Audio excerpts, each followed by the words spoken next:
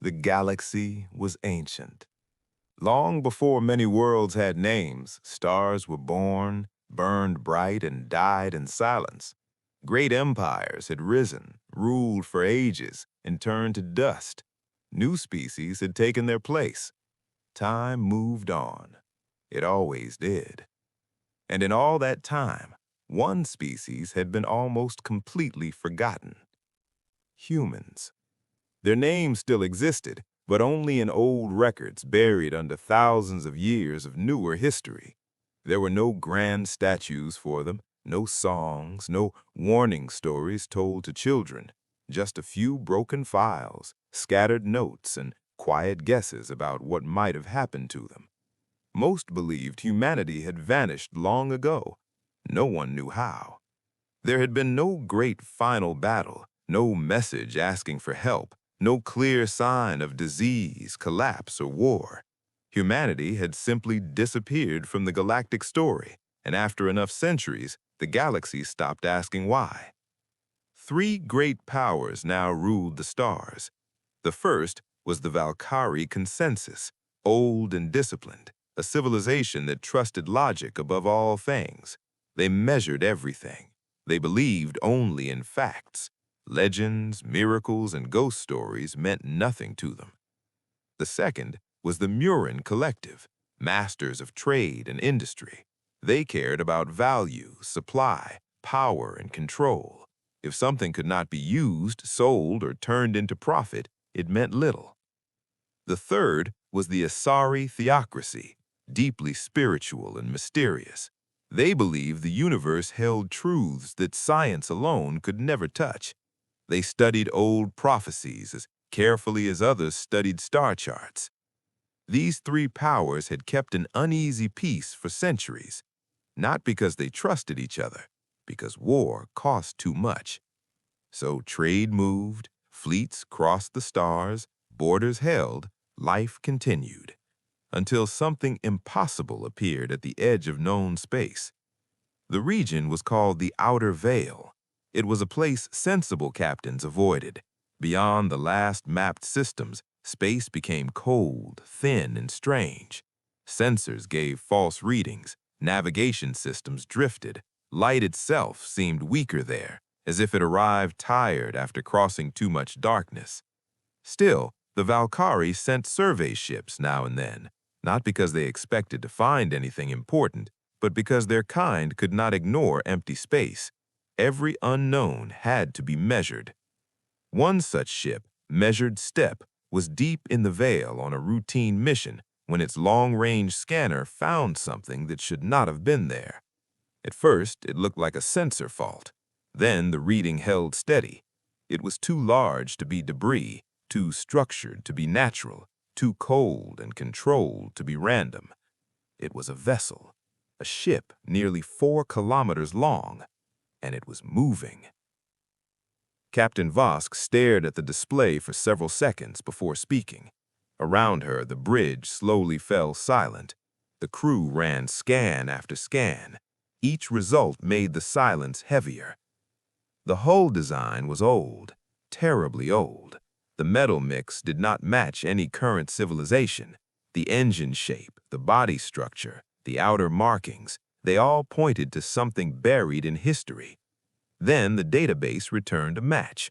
Low confidence, ancient archive, nearly 30,000 years old. Probable origin, human. Species status, extinct. No one on the bridge said a word, because dead civilizations do not send ships back through the dark. And yet, far beyond the last known stars, something lost was coming home. But the real shock had not arrived yet, because the ghost ship was not empty. Captain Vosk did not believe in fear. She believed in numbers, clean reports, and controlled breathing. Fear was for minds that could not think clearly. That was what the Valkyrie were taught from birth. But as the giant ship drifted across the black emptiness of the outer veil, even she felt something cold move through her chest. The bridge lights seemed dimmer. The air felt tighter. "Confirm the scan again," she said, her voice calm, though her claws were pressed hard against the command rail. "We already have 6 confirmations," replied Sensor Officer Tell. "Mass, hull density, energy echo, movement vector, they all match. It is not debris. It is a ship." "A derelict?" Tell hesitated. "No, Captain." That single answer changed everything. If it had been dead and drifting, this could have been explained. An ancient wreck pulled from some forgotten grave by strange gravity, a lost ruin, a mystery for historians. But this vessel was not drifting. It was traveling with purpose, slowly, steadily, directly toward inhabited space. "Any life signs?" Vosk asked. "None that match known biology." "Any weapons?" "Unknown." "Any power signatures?" Tell swallowed before speaking. "Minimal, but active. Something inside is still working." A murmur spread across the bridge, quickly cut short when Voss upturned her head. Valkyrie discipline returned at once, but the tension remained. Everyone was thinking the same thing. A human ship, active after 30,000 years. That should have been impossible. Vosk stepped closer to the central display. The ship looked wrong in a way she could not explain. Its shape was long and severe, almost elegant, but scarred by age. Whole sections of the hull were blackened. One flank looked torn open and later sealed with rough repair plates that did not match the original design. Strange white markings, faded but still visible, stretched along the metal like old boons beneath skin. It looked wounded, but not defeated. "Transmit a standard contact pulse," Vosk ordered. "Captain," said Communications Officer Wren, "if this really is human." "If it is truly human, then silence would be more dangerous." Wren obeyed. A coded signal moved through the dark, peaceful, formal, recognized across all major civilizations. It carried identity, intention, and request for response. The bridge waited. Nothing came back. Vosk nodded once. "Try again. Add archaic translation packages." Wren looked surprised. "We still have those?" "Everything is archived somewhere." A second signal was sent, this time wrapped in dozens of old mathematical and symbolic forms. Fragments of forgotten language systems were added from the deepest historical records. Again, silence. Then every console on the bridge flashed white. Several crew members cried out. One collapsed from the surge of static pouring through her station. Alarms exploded across the room. Screens flooded with symbols no one could read. For 3 terrible seconds, the measured step lost all control. Then the chaos stopped. The lights steadied. The engines returned. And on the main screen, one line of text appeared in cracked ancient script. At first, no one understood it. Then the system began translating. The words formed slowly, painfully, like a voice waking after a nightmare that lasted ages. "Do not follow." The bridge froze. No greeting, no threat, no explanation. Only that warning. Then a second line appeared beneath it. This one translated much faster, and it made Captain Vosk feel fear for the first time in many years. "We did not come back alone." No one on the bridge moved. Out in the darkness, the ghost ship kept moving toward the heart of the galaxy. And somewhere behind it, deep in the Black Sea beyond the veil, something else was coming. Captain Vosk now had only one choice: board the ship or let whatever followed it reach the galaxy first. No one argued with Captain Vosk's next order. "Prepare a boarding team." The words landed like metal on stone. Around the bridge, the crew exchanged quick looks, then looked away just as fast. Valkyrie officers did not question command in moments like this. They obeyed. But obedience did not erase dread. Board the impossible ship. Enter the vessel of a species dead for 30,000 years. Walk into the dark after receiving a warning from the dead. Even for the Valkyrie, that was not a simple task. "Captain," said Tell quietly, "the message may have been a trap." "Yes," Vosk replied. "It may also be a distress signal." "Yes." "And if the second line was true?" Vosk turned toward the main screen, where the ancient vessel still floated in silence, huge and scarred and patient. "If the second line was true," she said, "then we cannot afford to remain ignorant." No one answered that. Within minutes, the boarding team was selected. Captain Vosk would lead it herself.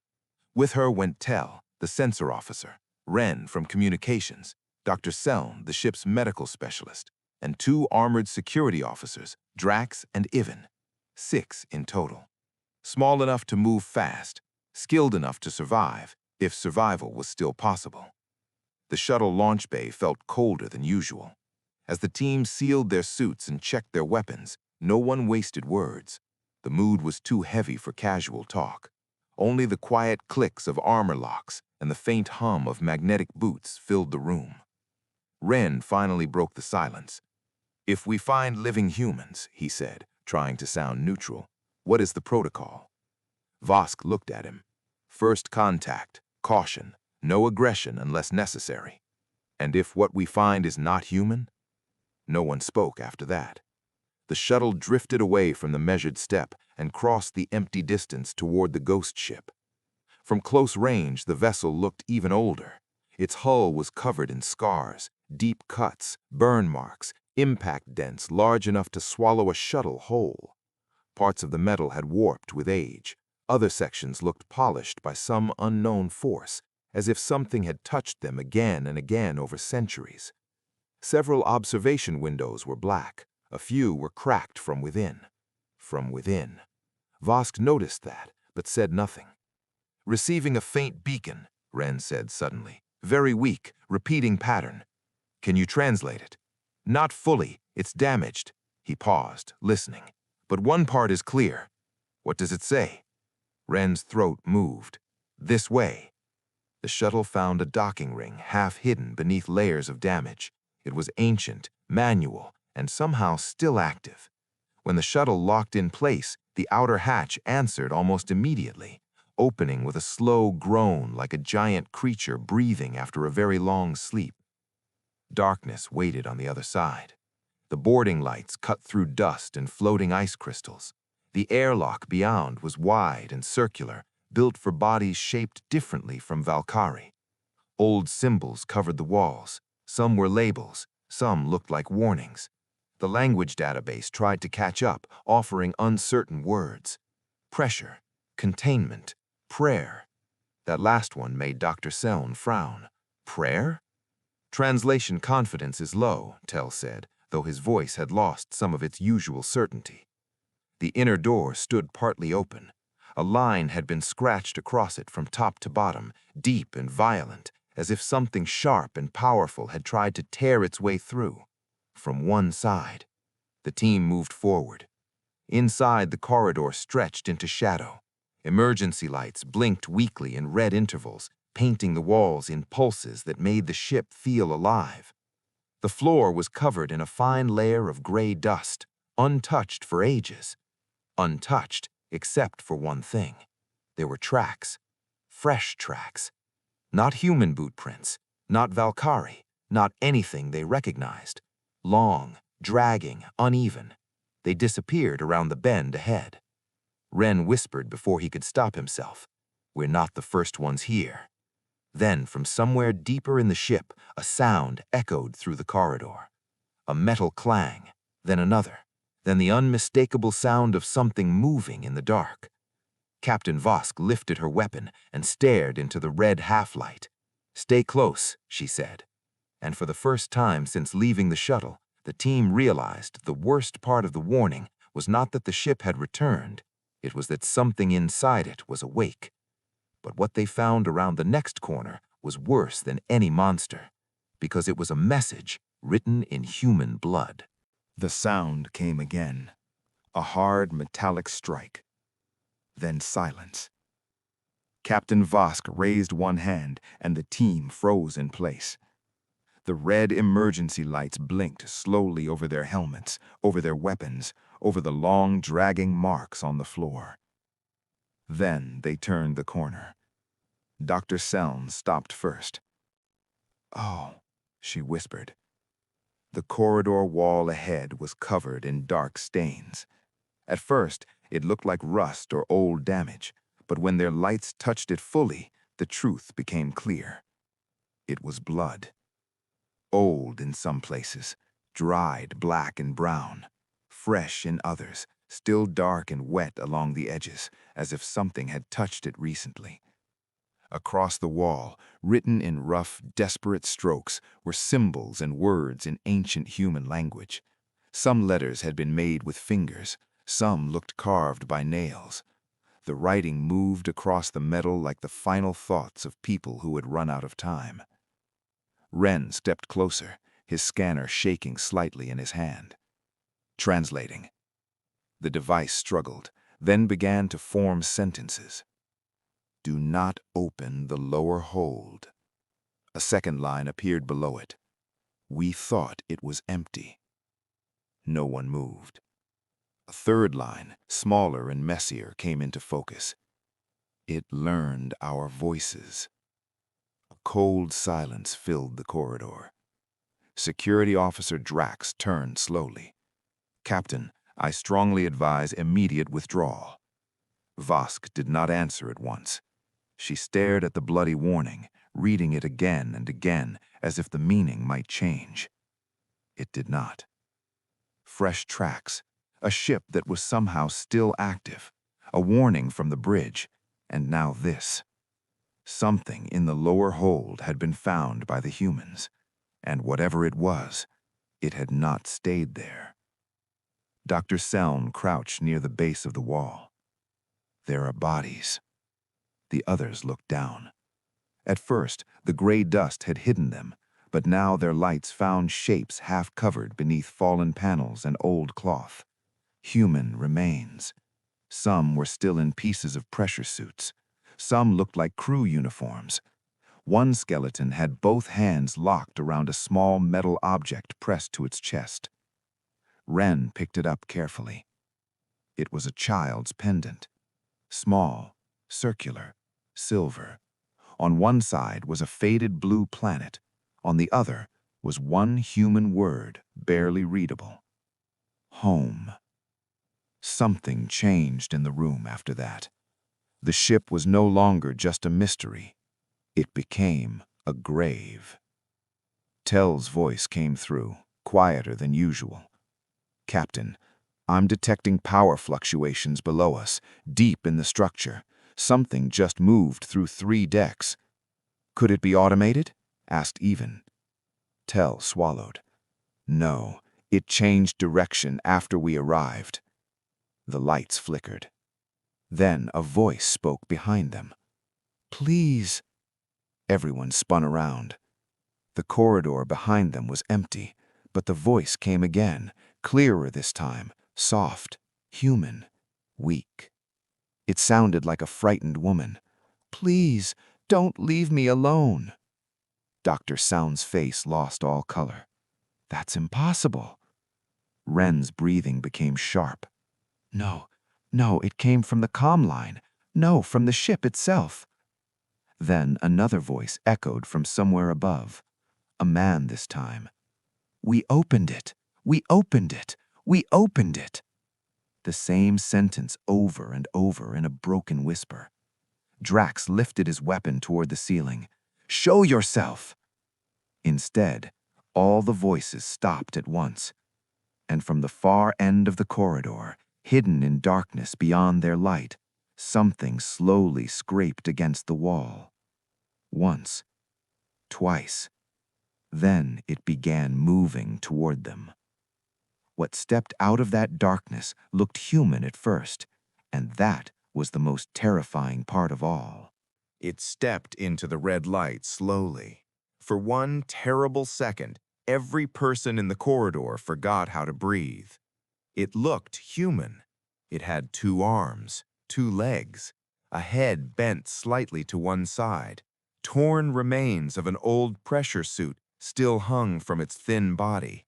One shoulder carried a faded patch with a symbol none of them knew. Its face was partly hidden by shadow, but enough could be seen to make the truth worse, not better. Because it was almost human. Almost.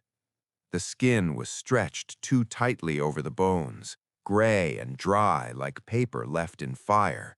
The fingers were too long, the joints bent in strange ways, as if they had been broken and healed wrong many times. One eye was gone. The other reflected the emergency lights like polished glass. And when it opened its mouth, the voice that came out was Captain Vosk's. "Stay close," it said. The exact words she had spoken minutes earlier. Drax fired first. The energy bolt struck the thing in the chest and threw it against the wall. Burned cloth and old flesh filled the air with a sharp, ugly smell. The creature hit the floor hard and lay still. Nobody moved. Nobody spoke. Then its arm twitched. Dr. Seln whispered, "No." The thing pushed itself up in a broken, jerking motion. Its head turned too far. Its remaining eye fixed them one by one. Then it smiled. Or at least something inside its face tried to smile. Ren's voice shook. "It learned our voices," Ren said, almost choking on the words. The creature took one dragging step forward. Its mouth opened again. This time the voice was not Vosk's. It was a child's voice, small, frightened, crying. "Mom?" Dr. Selm backed into the wall. "That voice, that was from the recording logs. I heard it in the static." The creature took another step, then another. Drax fired again, and this time Ivan joined him. Bolts slammed into the figure's chest, neck, and side. The corridor flashed with white heat. Metal hissed. Smoke rose. When the light faded, the creature was gone. For half a second, no one understood what had happened. Then Tell shouted, "Above!" Something crashed across the ceiling vents. Fast, far too fast. The team spun upward just as a grate tore loose and slammed to the floor. A shape moved through the narrow space overhead, long and twisted, crawling with impossible speed. Its limbs hit metal with violent clangs as it rushed away into the ship. Ren's voice shook. "It used the body. It just used it." Captain Vosk's mind moved quickly again, forcing fear aside. "Report." Tell checked his scanner. "Multiple motion bursts now, not one target. I'm reading movement on Deck 7, Deck 5. No, that's impossible." "How many?" Vosk demanded. Tell stared at the screen. "I don't know. It keeps changing." A deep groan passed through the ship. Somewhere far below, something heavy unlocked. They all heard it. A long mechanical release. Ancient. Massive. Dr. Selm looked at the bloody words on the wall again. "The lower hold." Before anyone could answer, the corridor speakers came alive with static. Then a calm human voice filled the passage. Clear, cold, male. "Crew of the Measured Step, you should not have come aboard." The team stared at one another. The voice continued. "You should not have come aboard. I kept it sleeping for as long as I could. Now it knows you are here." And then the hidden speaker revealed the most shocking truth yet. The voice belonged to the last living human on the ship. For a moment, no one in the corridor moved. The calm human voice came again through the old speaker above them. "My name is Elias Ward," it said. "I am the last living human from the original command line of this ship. If you wish to stay alive, do not fire unless you have no other choice." Captain Vosk looked up at the speaker, eyes narrow and sharp. "Show yourself," she ordered. There was a short silence. Then, far down the corridor, a door unlocked with a heavy click. Warm white light spilled into the red darkness. A figure stepped out slowly. This time, it really was human.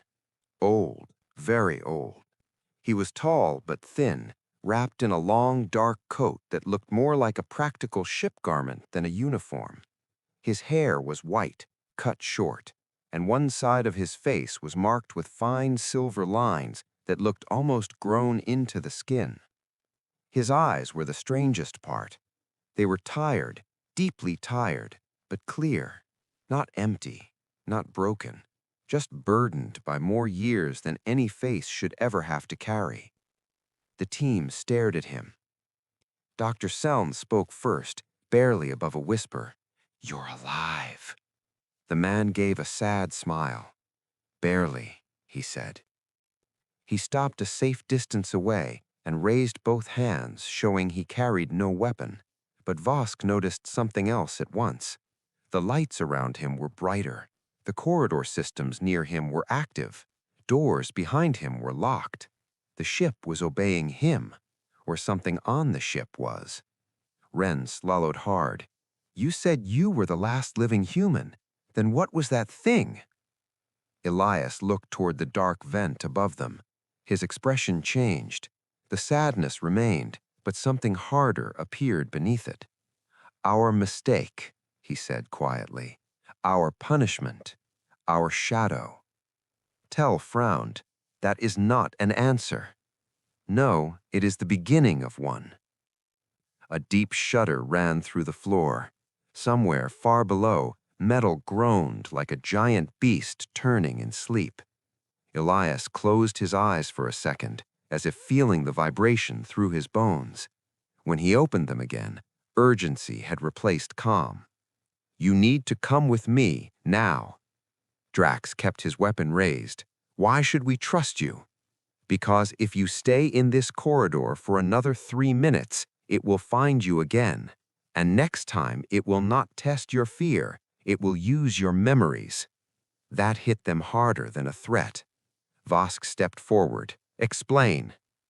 Elias looked at each of them, one by one. His gaze stopped for half a second on the child's pendant, still in Ren's hand. Then he said, 30 years ago, by my count, we opened a sealed research hold buried deep in the old spine of this ship.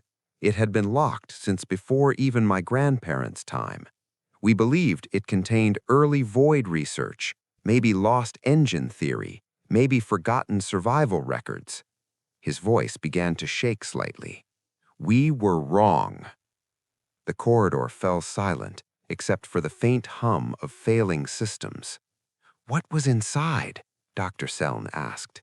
Elias answered without drama, and somehow that made it worse. "A something the first generation found in the dark between galaxies. Something they brought aboard because they believed it was dead." No one breathed. Elias took one slow step back toward the open door. It was never dead. It was only waiting. Then every light in the corridor went out. The darkness became complete. And in that darkness, all around them, dozens of familiar voices began to whisper at once.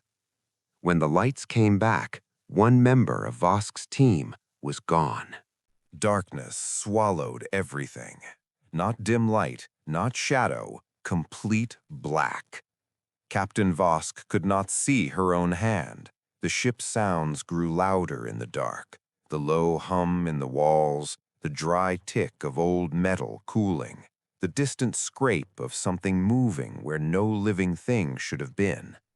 Then the voices began. At first they were soft, almost gentle. "Captain," it was Tell's voice, then Ren's. "Over here." Then Dr. Selm, whispering in panic. "I found someone. I found—" The words broke apart into static. Vosk forced herself not to move. "Hold position," she shouted. "No one moves unless I say it." But another voice came, one she had not heard in years. Her mother, dead for decades. "Vosk," the voice said warmly, just behind her shoulder. "Turn around." Every muscle in her body locked. She did not turn. Around her, boots scraped the floor. Someone gasped. Someone else muttered a prayer they would later deny saying. Then the light slammed back on. Red emergency glow returned in broken flashes. The team stood scattered across the corridor. 2 scattered. Vosk counted them once, then again. 5, not 6. "Where is Tell?" she snapped. No one answered immediately.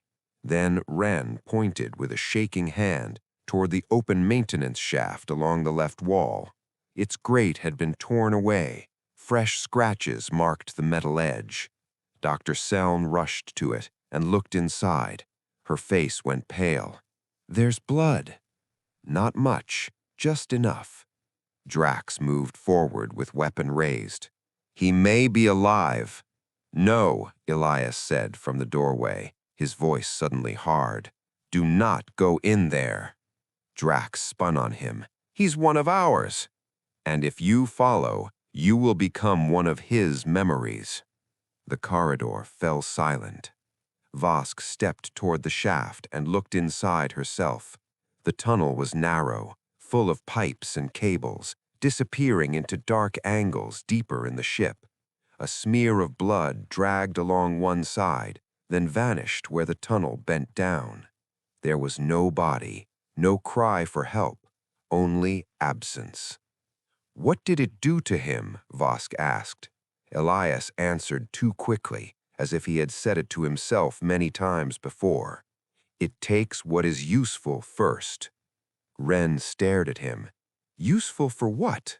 Elias looked toward the ceiling, listening. "For becoming closer to you." That sentence landed like a blade. Dr. Selm backed away from the shaft. "You mean it copies us?" "Not perfectly, not at first. Voice is easy. Movement takes longer. Thought takes longer still. But memory," his face tightened, "memory is where it becomes dangerous." A low sound drifted through the corridor then. A humming noise, soft, uneven. It took Vosk a moment to realize what it was. Someone was singing, very quietly, a child's song. Elias shut his eyes in pain. Wren gripped the pendant in his hand so tightly his knuckles turned white. "That's from the logs." "No," Elias said. His voice was almost too low to hear. "That is Tell." The humming continued from somewhere deep in the vents, mixed with the scraping crawl of something dragging itself along metal. Drax lifted his weapon toward the sound. Vosk didn't stop him, but Elias did. "If you fire into the walls," Elias said, "you'll only teach it that you're afraid." The singing stopped. Then from the speaker above them, Tell's voice came through perfectly clear. "Captain," it said, "I found the lower hold." And before anyone could react, the ship itself began taking them there. The moment Tell's voice came through the speaker, the whole corridor changed. A deep vibration rolled through the floor under their boots. Then, one after another, the sealed doors around them unlocked with heavy metal clicks. Not random, not broken, chosen. Captain Vosk turned in a slow circle as lights along the lower wall came alive in a thin white line, cutting through the red glow. The line stretched ahead, bending around the corridor like a guide path or a trap. Wren looked at Elias. "You did that?" Elias shook his head once. "No." That one word was enough to make everyone feel colder. The ship had made a decision on its own, or something inside it had. "Captain," Dr. Seln said quietly, "we need to leave, now." Vosk did not answer right away. Her eyes were fixed on the glowing path. It ran away from the docking bay, away from safety, downward, toward the lower hold. Behind them, the maintenance shaft gave a small metallic knock, then another, like fingers tapping from inside the wall. Drax moved closer to Vosk. "We cannot stay here. If it wants us to go that way, then maybe we go the other way." "There may not be another way anymore," Elias said. As if to prove him right, A blast door slammed down at the far end of the corridor behind them. The sound hit like thunder. A second door dropped near the docking access, then a third. In seconds, the path back was cut off. Ren spun toward the sealed passage and hit the control panel. Nothing. No response, he said. It's locked us in. Vosk looked at Elias again. You said the ship obeyed you. It used to, he replied. That answer was worse than no answer at all. The humming sound returned through the walls. Soft, broken, familiar. Tell's voice joined it, almost gentle now. This way, Captain. Dr. Sound covered her mouth, fighting panic. That is not him. No, Elias said, staring into the dark ahead. But it is wearing him already. The white guide lights brightened. The team had no choice left that felt like a choice. Vosk raised her weapon and stepped onto the lit path first. We move together. No one separates. No one answers a voice unless they see the speaker. They followed. The corridor narrowed as they went deeper into the ship. Human markings appeared more often here. Numbers, arrows, faded warning paint, old handprints pressed into the metal long ago. Some walls carried damage from inside, not outside. Claw marks, burn scars, places where panels had been ripped open as if people had tried to hide in the machinery itself. Drax's scanner crackled. Power levels are rising below us. How far? Asked Vosk. 2 decks, maybe 3. Elias touched one of the walls as they passed, and for a moment his face changed. He looked less like a survivor and more like a man walking through his own memories. This section used to be a refuge, he said. Family stayed here during the crossing. Children, teachers, garden crews. It smelled like food and machine oil. Ren looked around at the dead corridors. What happened? Elias did not answer for several seconds. Then he said, At first, we thought we could contain it. Then we thought we could study it. Then we thought we could survive it. He paused. We were wrong 3 times. Ahead, the corridor opened into a massive circular chamber with an elevator platform in the center. The elevator was already waiting. Below it, darkness dropped into the heart of the ship. On the far wall, written in huge letters across the metal, was one final human warning. If it speaks as someone you love, do not believe it. The elevator doors opened by themselves, and from somewhere far below, a child's voice whispered up from the dark. Mom, I'm still here. Captain Vosk stepped onto the elevator anyway, because she knew the real horror was waiting at the bottom. The elevator groaned as it began to descend. Captain Vosk stood at the front, weapon ready, eyes fixed on the darkness below. Around her, the others stayed close, exactly as ordered. No one spoke at first. The only sound was the slow, mechanical drop of the platform and the dull heartbeat of the ship around them.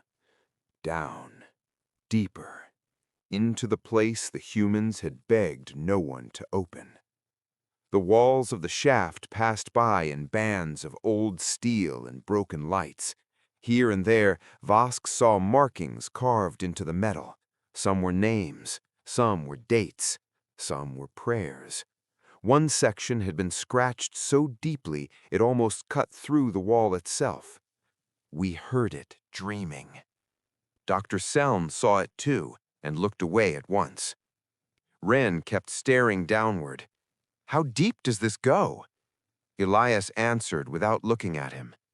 Deeper than the ship was built to need. That made no sense, and yet no one asked him to explain. Not yet. At last, the elevator slowed. A low hiss echoed through the shaft. Then the platform reached the bottom. The doors opened onto a chamber so large it made all of them stop. The lower hold was not a cargo bay. It was a prison. Massive black support pillars stretched upward into shadow, thick cables, some broken and sparking, ran from the floor into the walls like chains feeding power to something at the center. Human-built containment towers stood in a wide circle, all old, all damaged, most torn open from within. The air felt wrong here, cold but somehow wet, as if the room itself were breathing. And in the middle of the chamber stood a shape the size of a small building, hidden beneath hanging metal plates, broken seals, and layers of old shielding. It was not fully visible. It did not need to be.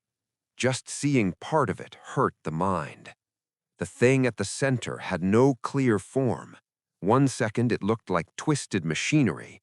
The next it seemed soft, almost organic. Then it looked like empty space folded in the wrong direction. Vosk's eyes tried to understand it and failed. Dr. Sell nearly fell to her knees. What is that? Elias's face had turned pale.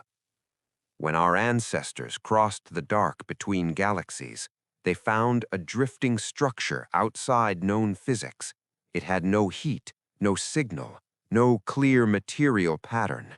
They thought it was a dead object, ancient, valuable, maybe even holy. His eyes fixed on the shape in the center. So they brought part of it inside. Rand whispered, "Part of it?" Elias nodded once. "That is not the whole creature." The words had barely left his mouth when a familiar voice floated across the chamber. "Captain?" "Tell." Everyone turned. He stood on the far side of the hold, half hidden between two broken containment towers. His uniform was torn. His face was pale. There was blood on his neck, but he was standing, alive. Drax took a step forward. "Tell!" "Don't!" Elias shouted. Too late. Tell looked up slowly, and the expression on his face was full of fear. Real fear. "Please," he said. "It's inside my head." For one heartbeat, Vosk wanted to run to him. Then Tell smiled. Too wide, too calm, and all the lights in the lower hold went white. What the light revealed around Tell was worse than death, because he was not standing there alone. The white light burned across the lower hold like a sudden storm. For one blinding second, Captain Vosk saw everything clearly. Then she wished she had not.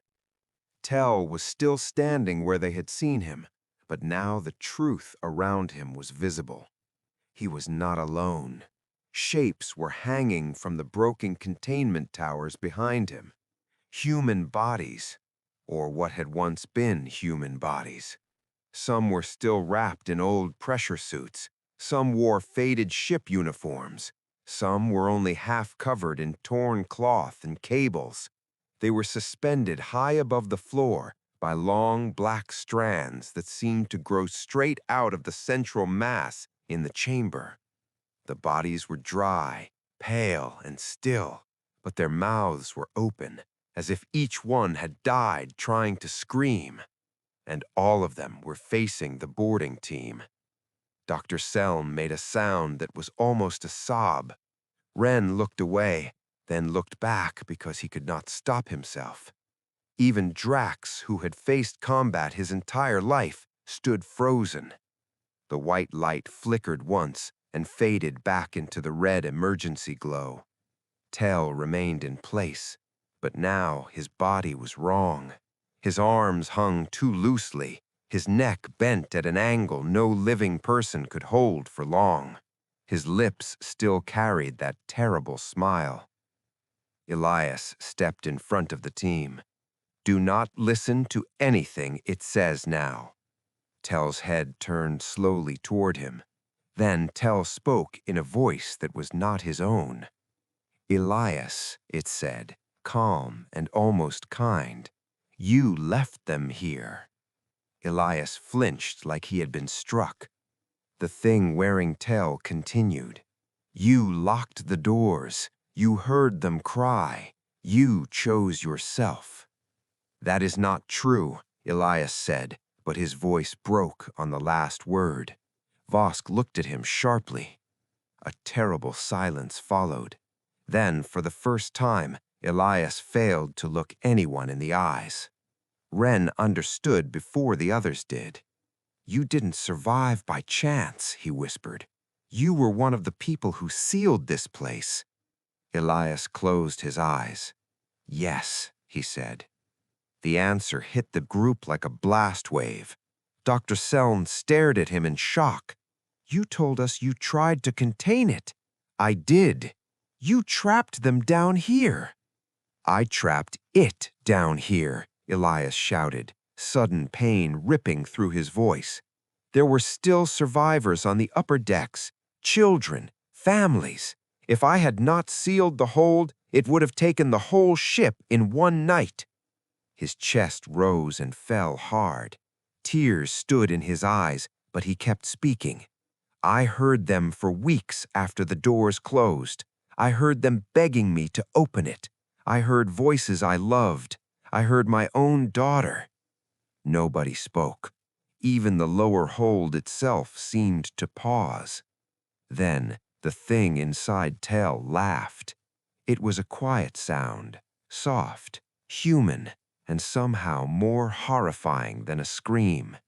"You still hear her," it said. Elias's hands began to shake. The black strands connected to the hanging bodies twitched.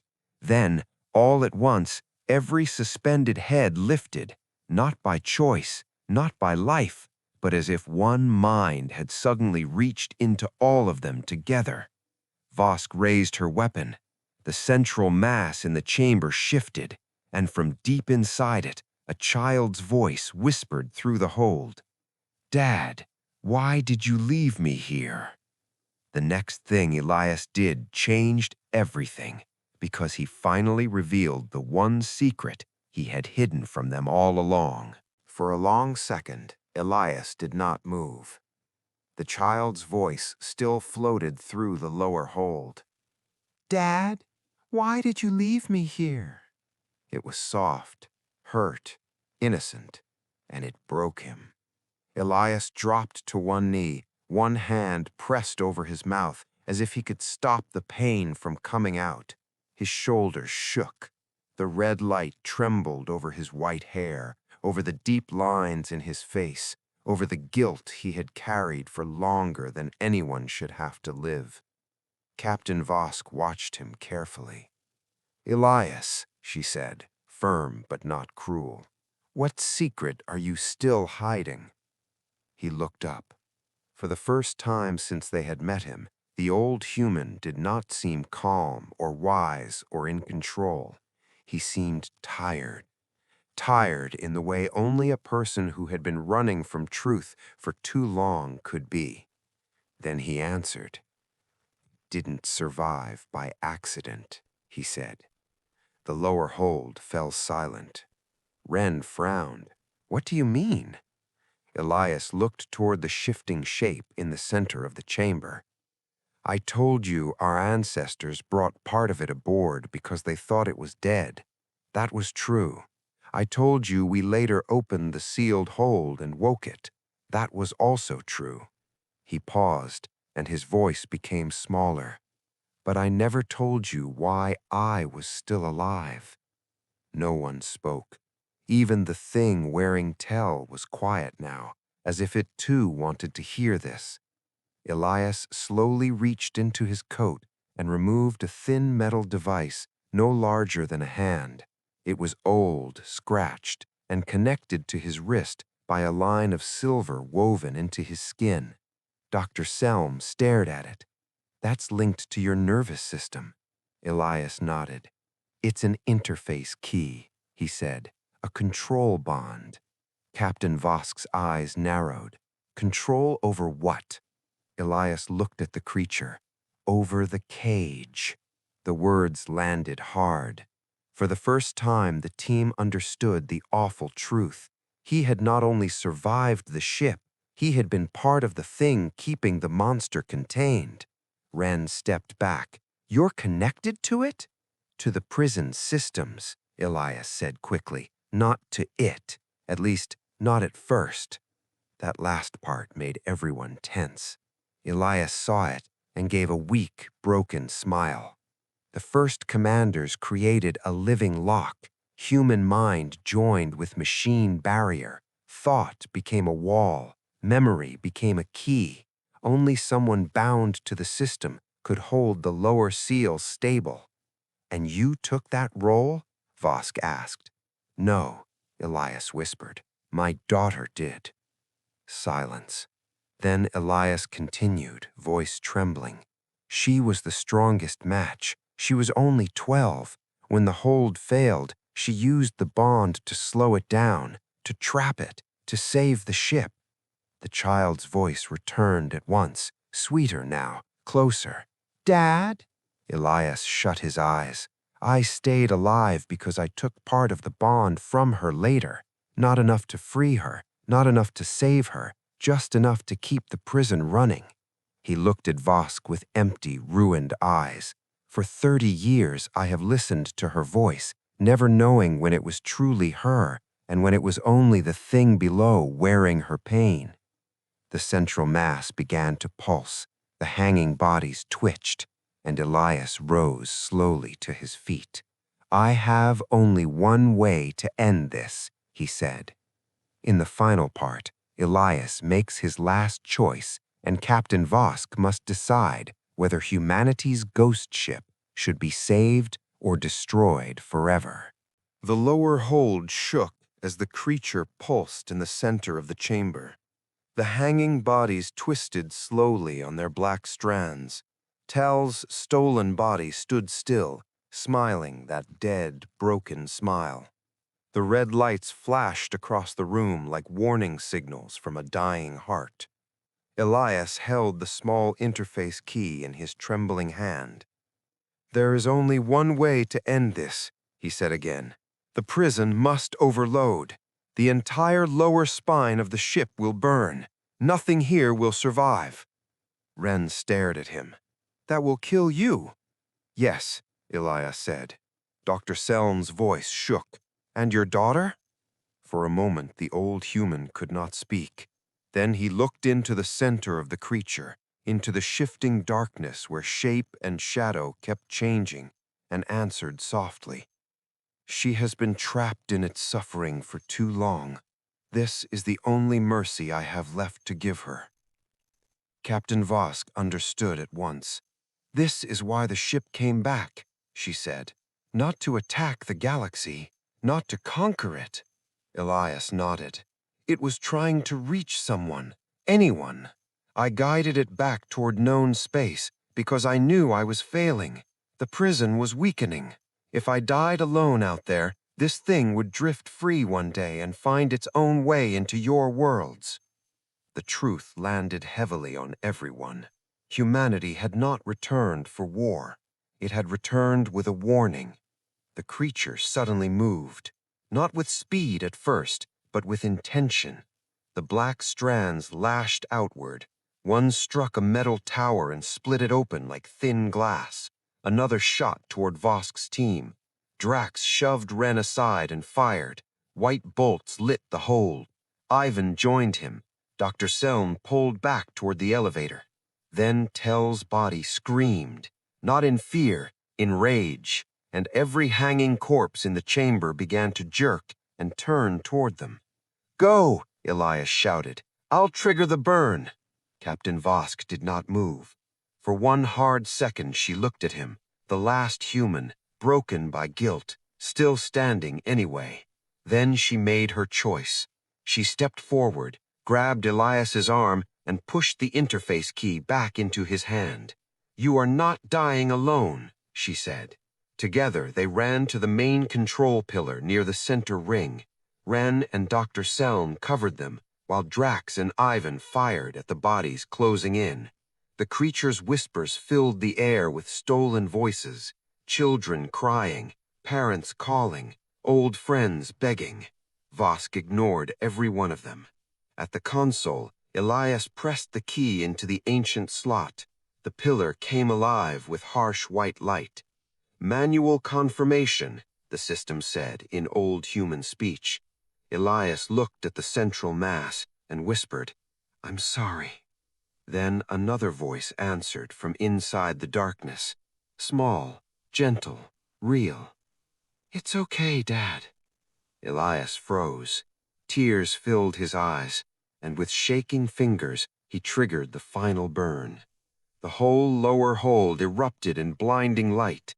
Vosk dragged Elias back toward the elevator as fire ran through the prison towers, through the black strands, through the creature itself. The ship screamed around them. The hanging bodies collapsed into ash. Tell's stolen form broke apart in the flames. The team reached the lift just as the lower chamber vanished in white fire. Minutes later, their shuttle tore free from the ghost ship. From a safe distance, they watched the ancient human vessel glow from within, then split open in silence among the stars.